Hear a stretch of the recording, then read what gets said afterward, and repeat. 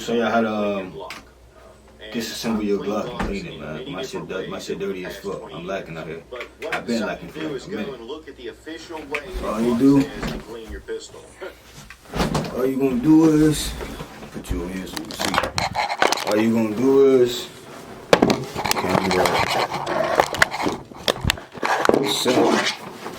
alright, park in the background. Niggas ain't no killer, but don't push me. You see my shit dirty as fuck. I need to clean my shit. Show y'all how to do this shit. So on the side of your Glock, you gonna have these little levers.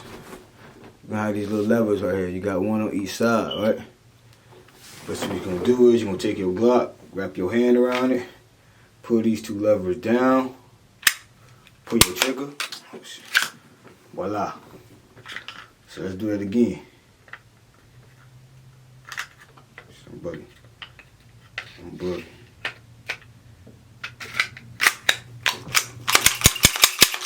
Want your shit to be smooth and oily. Shit. Alright, I'm bugging out. Alright, so look. I'm gonna show you how to clean y'all Glock, man. This is dirty as fuck. I need to clean it. Gonna take it just like you would if you was holding it. Wrap your hand around it. You got these two levers on the side of it. You got these two levers on the side of it, alright? On both sides. Take your Glock, grab it like you were gonna shoot it, pull on the top of the chamber, put these two levers down, let it go, pull, voila. Let's do it again.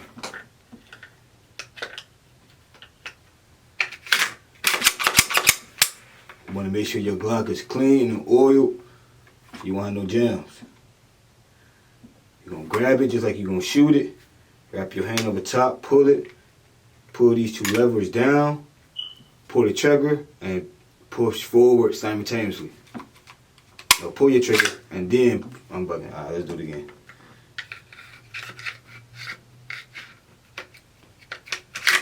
Alright, y'all, I'm going to show y'all how to shit.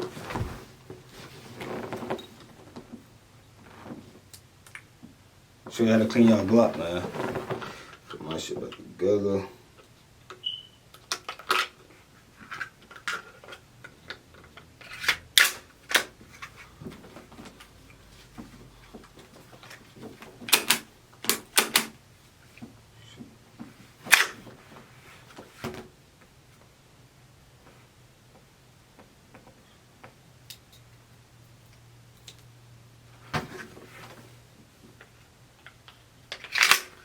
I'm gonna show you how to clean y'all Glock, man. My shit dusty and dirty as fuck, so I'm gonna clean mine right now.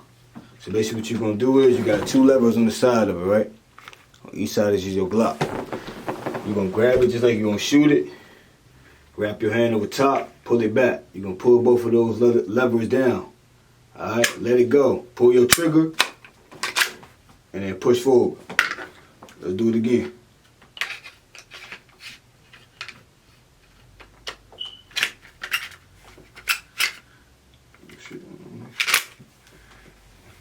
You got two levers on the side of it. You're going to pull back. Pull those levers down. Let it go. Pull your trigger. Push forward. Now let's clean it.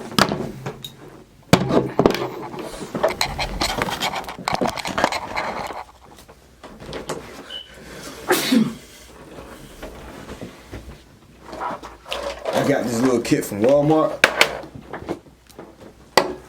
I ain't got no mat or nothing. I'm just use my oil. Actually, I'm gonna get a little shirt.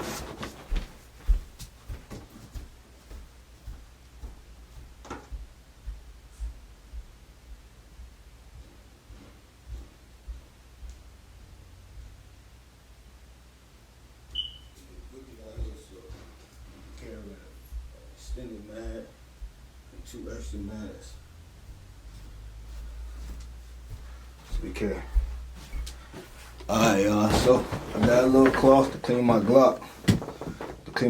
On. I already done disassembled it. You want to make sure your gun is clean so you won't have no jams. Alright. I got some gun oil here, nothing special. and a little cleaning kit.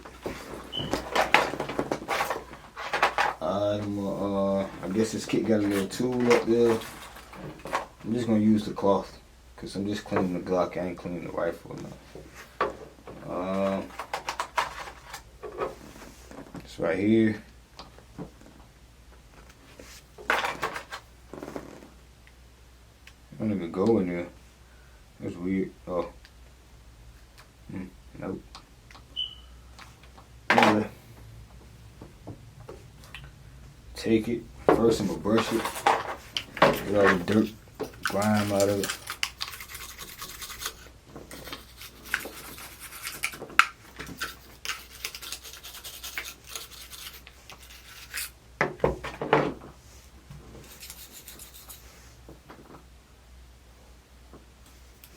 Loosen it up.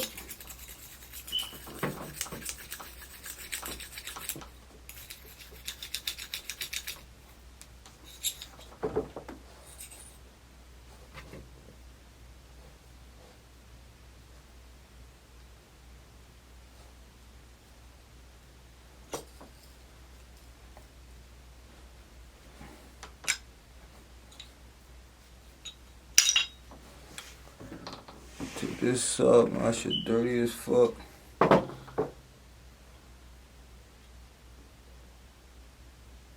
want to take my firing pin out. That shit dirty too. Forgot to do it though.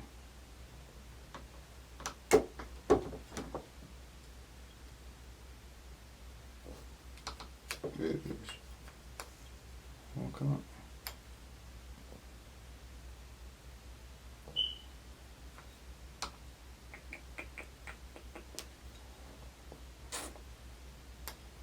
Alright.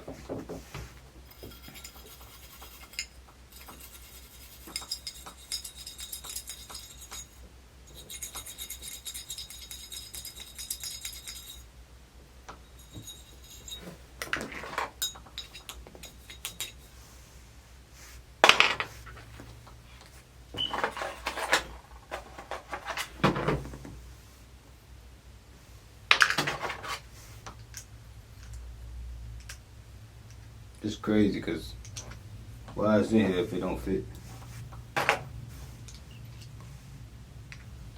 Oh, because it go in here. And tie it in here. I guess not.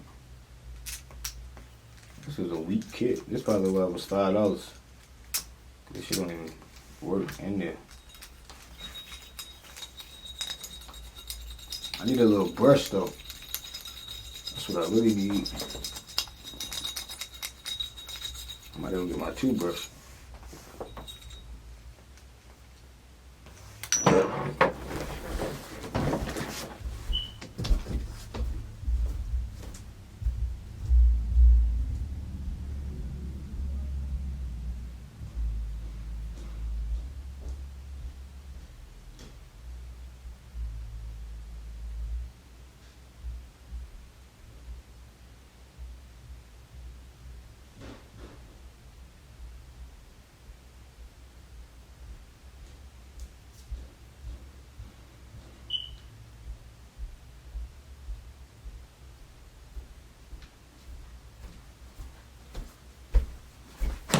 Handy dandy toothbrush.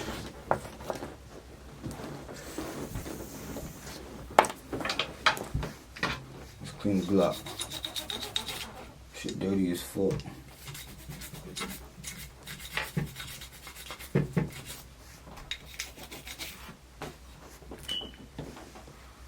Put some oil in there. Just lubricate it, man.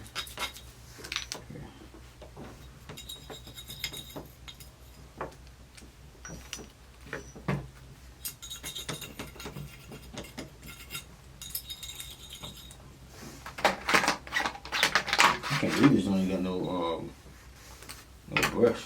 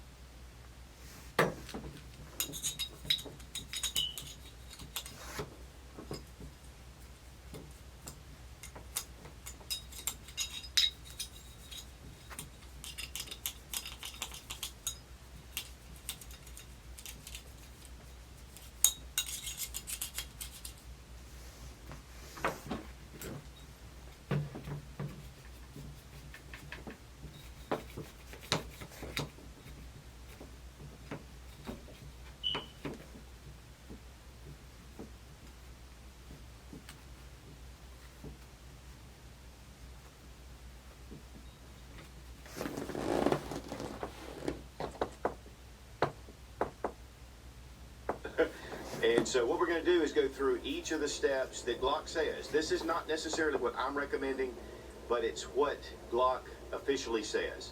And you can take it. Anyone from North Carolina should pay close attention. Residents of North Carolina who earned less than $50,000 in 2022 are now getting approved for a health stimulus package in 2023. Residents not when the attacker is able to take over an entire domain name system server or be able to take over an entire website so that everybody who visited the DNS server or visited the website would be automatically directed to the attacker's website. This means that you could be typing in the correct address in your browser, but because the DNS has been poisoned, now you're at the attacker's website and you would simply put in your user credentials because to you it looks like the normal website. So now there are two different kinds of attacks in place. The farming is redirecting everybody who visits that DNS server to the attacker's website. And then the phishing takes place once they arrive there as they're putting in their email address, username, password, and other personal information. In this particular scenario, it's very difficult for the end user to even realize they're being phished. They've gone to what they thought was a legitimate DNS, and they were able to go to a website that looks like the legitimate website. So, of course, they're going to provide their normal credentials. And because everything looks normal, it's even difficult for third-party products like anti-malware or antivirus to even recognize that there's any type of problem happening at all. These types of farming situations are thankfully relatively rare, but they do occur, and it's something that you need to know how to mitigate if you happen to find this situation on your network. The attackers have moved to the telephone as a way to gather your personal information. Performing this attack over a voice line is called vishing, for voice phishing.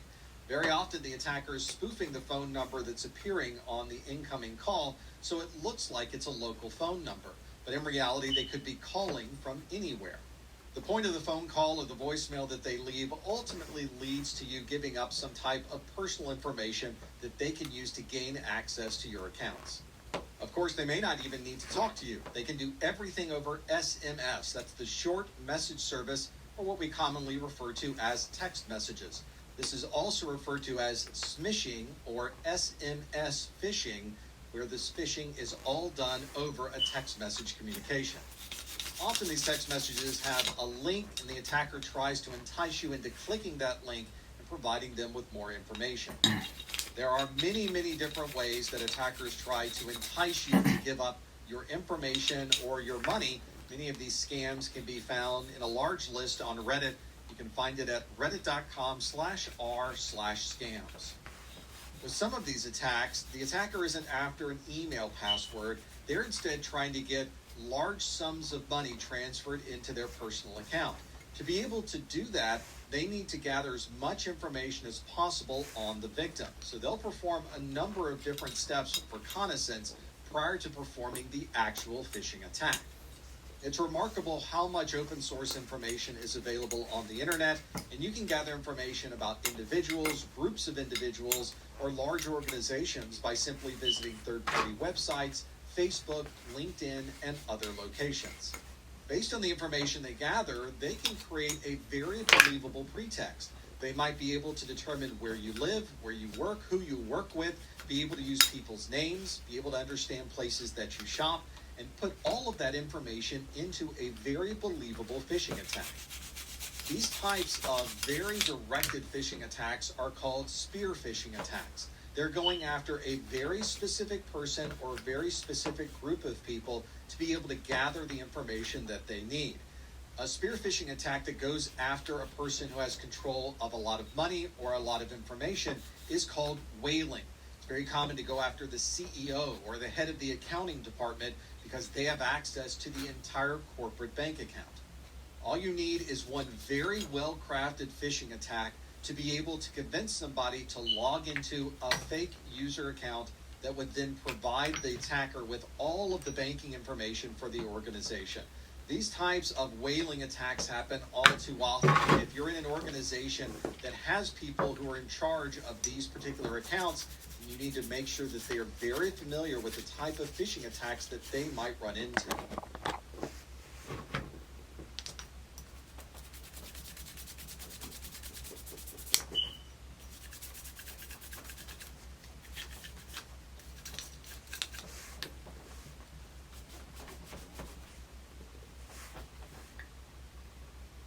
So you want to know where to invest $1,000 right now? Well, forget about stocks, real estate, or cryptocurrency. There is a little-known trend taking America by storm right now called digital real estate. And digital real estate creates online assets. All of the good attackers are very good at impersonation. It usually starts with a pretext, which is simply a lie that sets up the entire scenario for the particular attack. There's usually an actor. This is usually the attacker who's trying to gain access or get information from you. And there's very often a story. I went out to YouTube and transcribed a list of actual attacks that were used and the pretexts that were used during the attack itself. Here's the first one. Hello, sir. My name is Wendy, and I'm from Microsoft Windows. This is an urgent checkup call for your computer as we have found several problems with it. Obviously, they're not calling from Microsoft Windows, and Wendy is not a representative of Microsoft. This is someone who's trying to either gain access to your computer to convince you there's something wrong with it and to pay them to fix it, or to gain access to your computer so that it can then participate in a botnet. Here's another one. It's a voicemail message that says, "This is an enforcement action executed by the U.S. Treasury intending your serious attention." Not quite the best grammar, but it's someone who is pretending to be from the U.S. Treasury and ultimately is trying to get even more money from you. And lastly, congratulations on your excellent payment history. You now qualify for 0% interest rates on all of your credit card accounts. Obviously, they want us to then fill out a financial application, which of course will have our personal details that I'm handing right over to the attackers. In each of these situations, the attacker was trying to pretend to be someone they were not. This was not Wendy from Microsoft. This was not someone from the U.S. Treasury. They were pretending to be from those organizations. This is called impersonation. And if you are someone who is an attacker, you need to be very good at impersonating someone else. Very often, the attacker picks the person to impersonate based on some reconnaissance that they've done of you or your organization. They commonly know your name, they know the organization you work for, they know there's a help desk, they might even know the city and state that the help desk happens to be in. Very often they impersonate as someone who is higher in rank than you happen to be. So they're calling from the executive offices, or they're the vice president in charge of a particular department, and therefore trying to get you to act quickly based on their particular role in the organization. It wouldn't be a good help desk impersonation if you didn't throw around a lot of technical terms. And it's a way that the attacker can try to confuse the person who's on the other end of the phone. And lastly, maybe they just act very friendly, that of course they're from this organization, and they might even mention things that are occurring in the local area to make you feel comfortable with who you're talking to. Once the attacker has the victim at ease, they can start extracting